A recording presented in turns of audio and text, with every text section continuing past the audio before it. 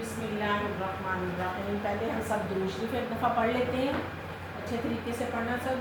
اللہم صلی علی محمد وعلی آل محمد کما صلیت علی ابراہیم وعلی آل ابراہیم انک حمید مجید.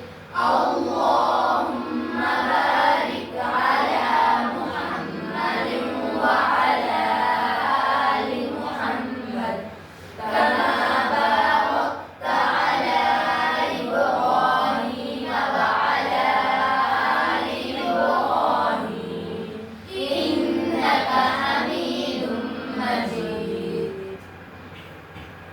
ہم روز ویڈیو بناتے ہیں, کبھی بچے پڑھ رہے ہوتے ہیں تو ہم ویڈیو بناتے ہیں. ناظرہ کلاس بیٹھی ہے, یہ ہماری حفظ کی کلاس ہے. کبھی اکیلی ناظرہ کی ہوتی ہے کلاس, ان کی بنا لیتے ہیں, کبھی اکیلی حفظ والی, ایسا ہی ہوتا ہے. کبھی ہوتا ہے ہم ٹیسٹ لیتے ہیں, یہ بچوں کا ٹیسٹ ہے, یہ فلاں پارا بچے کا مکمل ہوا, کتنے دن میں ہوا, یہ ویڈیو ہوتی ہے. پھر ہم بناتے ہیں کہ ہم تجوید کے ساتھ سبق پڑھتے ہیں, اسپیلنگ کرواتے ہیں اس میں, تاکہ پڑھنے والے سننے والے جو ہیں اگر کسی کی کوئی مسٹیک ہے تو وہ آسانی کے ساتھ سبق یاد کر لیں. ایسا ہی ہے, اتنے طریقوں کی ہماری ویڈیو ہوتی ہے. بچہ نیا آتا ہے, ہم اس کو بسم اللہ شروع کرواتے ہیں, وہ ویڈیو بنا لیتے ہیں. یہی ہے, ہر کوئی جو ویڈیو بناتا ہے ان کا یہی طریقہ کار ہوتا ہے نا, کہ جو بھی کسی کا کوئی کنسیپٹ ہوتا ہے, جو بھی وہ کام کرتے ہیں اس کے متعلق وہ ویڈیو بناتے ہیں.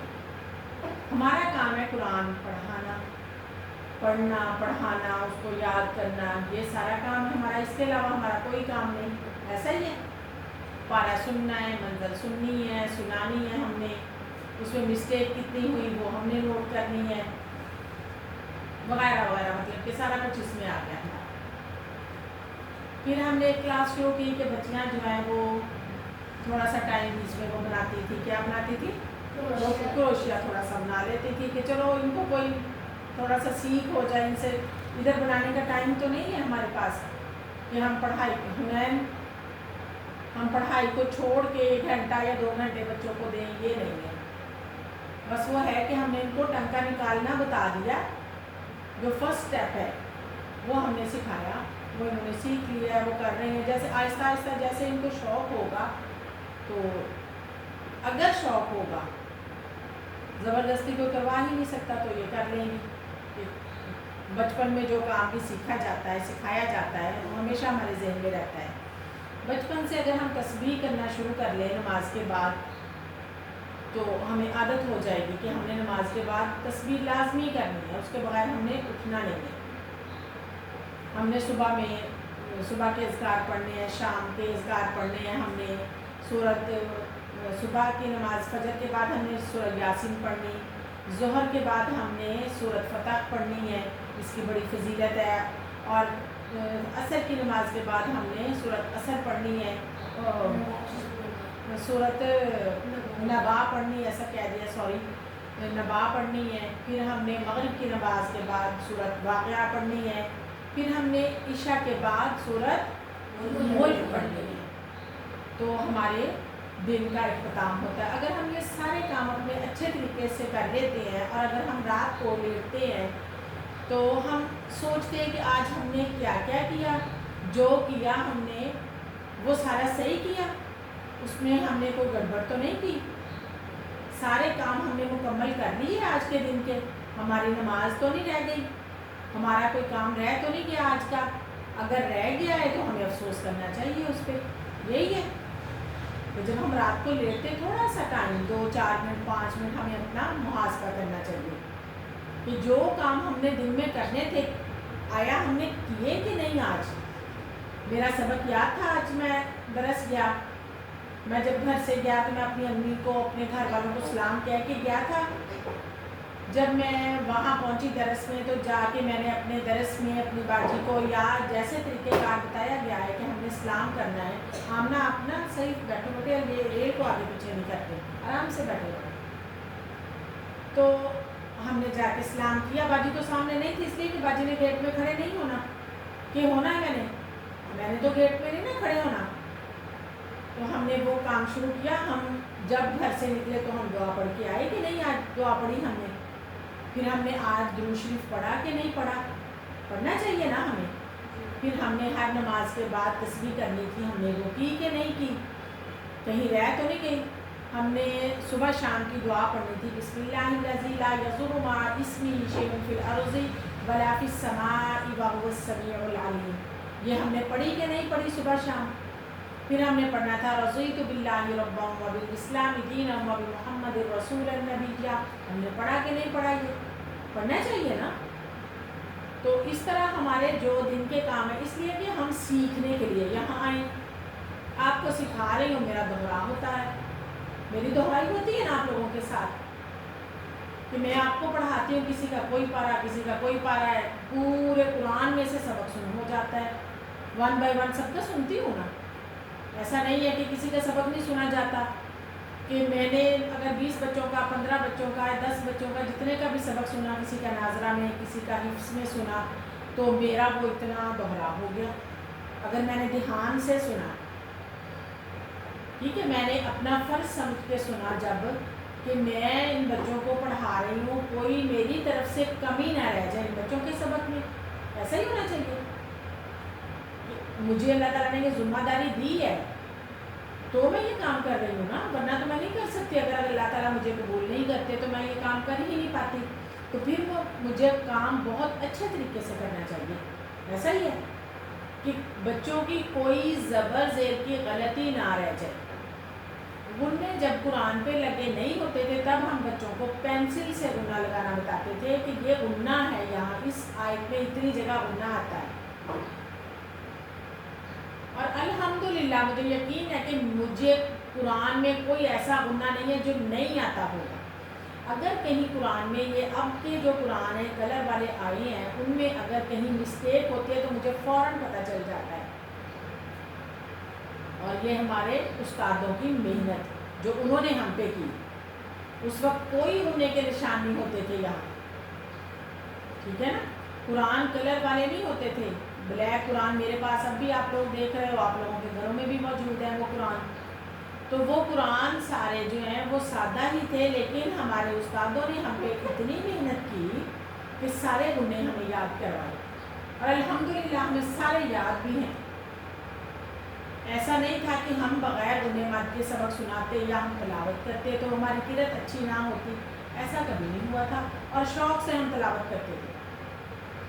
بزرگ ہمارے شوق سے سنتے تھے کہ سناؤ آپ تلاوت کر کے ہمیں سناؤ اچھی آواز میں. تو ہم سناتے، وہ بھی خوش ہوتے اور ہم بھی خوش ہوتے، ساتھ ہمیں انعام ملتے. یہ طریقہ کار تھے سارے. اب کے بچوں کے پاس اتنا موبائل ہے، اتنا پیسہ، اتنا سارا کچھ ہے، کوئی 5 10 روپے 50 روپے ان کے لیے کوئی وقت ہی نہیں ہے. اگر کوئی کہے گا نا کہ میں 50 روپے دوں گا، وہ کہے گا مجھے تو روز 100 روپے مل جاتا ہے، مجھے کیا چاہیے. ایسا ہی ہے. اس لیے ہم قرأت کرتے ہی نہیں. ہم اس کو اچھے انداز میں یاد کرنے کی کوشش ہی نہیں کر رہے. بچے اعوذ باللہ بسم اللہ پڑھتے، قرآن بیٹھ کے جب کھولتے شروع کرتے تو مجھے سکون آ جاتا کہ میری کلاس میں فلاں بچے نے اتنی اچھی آواز میں اعوذ باللہ بسم اللہ پڑھی. وہ بھی میرے سے پڑھتے تھے، آپ لوگ بھی میرے سے پڑھ رہے ہو. جیسے میں نے ان کو سکھایا پڑھنا، ویسے میں نے آپ کو سکھایا ساروں کو پڑھنا. آپ کے اندر وہ شوق کیوں نہیں آ رہا؟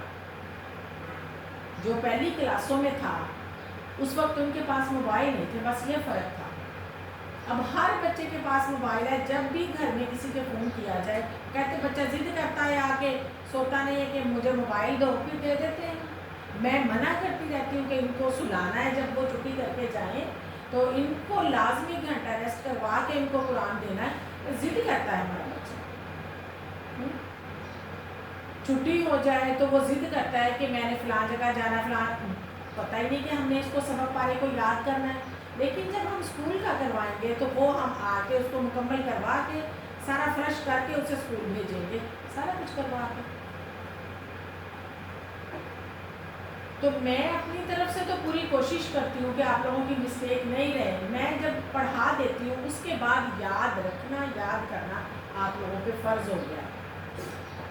جب آپ ایک دوسرے کا پارا سنتے ہو، وہ تجوید کے ساتھ وہ قرآن نہیں سنا رہا ہے، آپ کو پارا نہیں سنا رہا ہے، وہ حروف ہلکی سے ہی نہیں پڑھ رہا ہے، آپ لوگ اس کی مسٹیک نہیں نکال رہے ہو، سننے والے کو گناہ ہوگا کہ میں نے تو صحیح پڑھایا ہوا ہے نا۔ سننے والے نے بتا دیا کہ باجی اس کی اتنی غلطیاں ہو گئیں آج کی، کسی کی 10 20 30 40 جتنی بھی کسی کی غلطیاں نکلی وہ مجھے بتا دی کہ اتنی غلطیاں ہو گئی، نوٹ کر لی ہم نے، لیکن سننے والے نے وہ غلطی نہیں نکالی پارے میں سے جو اس نے حروف ہلکی غلط پڑھے سارے، اور مد کوئی ایسی چھوڑ دی جو بالکل اس کو نہیں پتا اس بچے کو، اور سننے والے نے بھی اگنور کر دیا، اور یہ سننے والے کو اس بات کا پھر گناہ ہوگا، اس لیے کہ اس نے جھوٹ بولا، اس نے وہ غلطیاں نکالی نہیں، مجھے بتا دیا کہ باجی اس کی اتنی غلطیاں ہو گئی، اس نے دھیان سے پڑھا ہی نہیں سنا۔ سننے والے کا بھی نقصان، سنانے والے کا بھی نقصان، ٹائم ہم نے گھنٹہ لگا دیا قرآن پکڑنے، 2-3 گھنٹے ہم نے یاد کیا پارا پہلے، ایک دن اگلے دن ہم نے وہ پارا سنانا ہے، وہ ہم نے پھر گھنٹہ ضائع کر دیا سننے سنانے میں، مسٹیک ہماری پھر نہیں نکلی تو ہمیں کیا فائدہ ہوا؟ اس میں ہمارا فائدہ ہوا کہ نقصان؟ پھر کیا ہوا؟ دونوں بچوں کا نقصان ہو گیا نا۔ جس دن آپ اس بات کو سمجھ جاؤ گے کہ ہم دونوں کا نقصان ہو گیا ہے، اس دن ہم اگلے دن پارا یاد کر لیں، یہ کہیں ڈائری میں لکھ لو یہ بات، اگلے دن ہم محنت ضرور کریں گے کہ کل میرا یہ اتنا نقصان ہو گیا ہے، آج میں نے نہیں کرنا، میں نے پارا سننا بھی صحیح ہے، میں نے ادھر ادھر نہیں دیکھنا، اور میں نے سنانا بھی صحیح ہے۔ تو اس بات کا دھیان رکھا کرو۔ آج ہم نے سبق نہیں پڑھا، کچھ نہیں، بس یہی ہماری باتیں تھی آج کی، اگر آپ کے ذہن میں بیٹھ جائیں کہ جب ہم نے رات کو لیٹنا ہے تو ہم نے اپنا محاسبہ کرنا ہے، تو آج کے دن میں ہم نے کیا کیا، کوئی چیز پڑھی، کوئی چھوڑی، کیا کیا، ٹھیک ہے؟ آج کا ہمارا یہی ہوگا ٹاپک، تو کل ایک نئی بات ہوگی، وہ میں کل آپ لوگوں کو بتاؤں گی۔ چلو چھٹی کرو، چھٹی کا ہمارا ٹائم بلکہ اوپر ہو گیا 5-6 منٹ۔